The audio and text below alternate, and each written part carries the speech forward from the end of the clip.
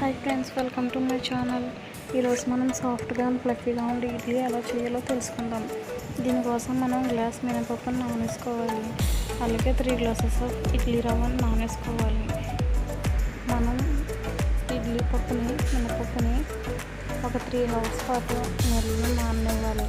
అలాగే అదేవిధంగా నూకను కూడా నానేసుకోవాలి. అలా చేసి ఇడ్లీ చాలా సాఫ్ట్గా వస్తాయి. ఇప్పుడు ఆ నానిన ఇడ్లీ పప్పుని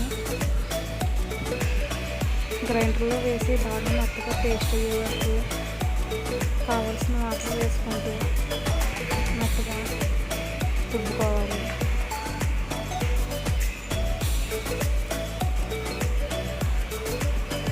ఇప్పుడు అదే విధంగా నూకను కూడా నీళ్ళు లేకుండా గట్టిగా 2 చేతులతో బాగా పిండి పొడిగా ఉన్న ప్లేట్లోకి వేసుకోవాలి.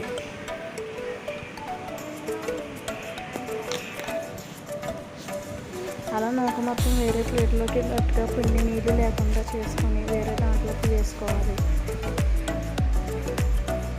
ఇప్పుడు బాగా రుబ్బిన ఇడ్లీ రుబ్బుని మెత్తగా పేస్ట్లో అయ్యేంత వరకు రుబ్బుకోవాలి. అలా అయ్యాక ఇడ్లీ రుబ్బుని నూకలో మొత్తం ఆ నూకలో వేసుకొని ఇడ్లీ రుబ్బు మొత్తం రుబ్బుని బాగా మిక్స్ చేసుకోవాలి.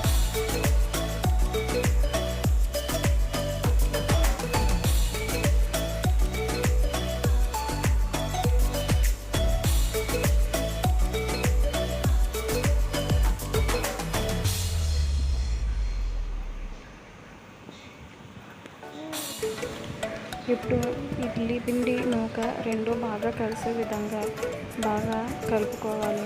అలా కలిపిన ఈ పిండిని ఒక 3 అవర్స్ కనీసం 3 అవర్స్ పాటు పక్కన పెట్టి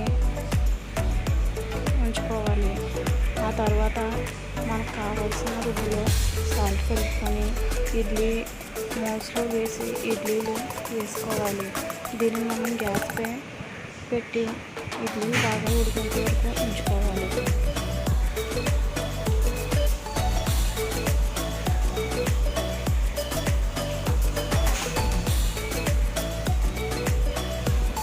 ఇప్పుడు చట్నీ కోసం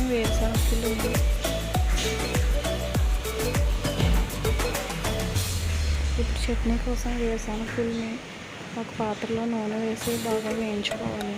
అందులో తగినన్ని పచ్చిమిరపకాయలు కూడా వేసుకొని వేయించుకోవాలి.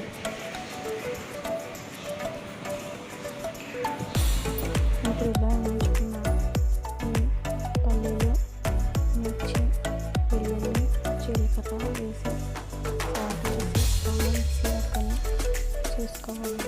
అందులో కొంచెం ఉల్లిపప్పు కూడా వేసుకుంటే కొంచెం బాగా ఉంటుంది.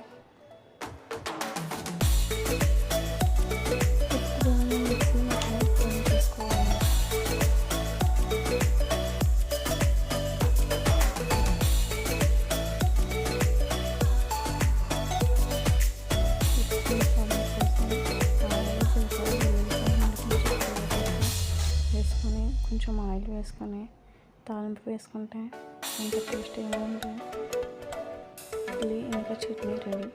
Thank you for watching. Please subscribe my channel.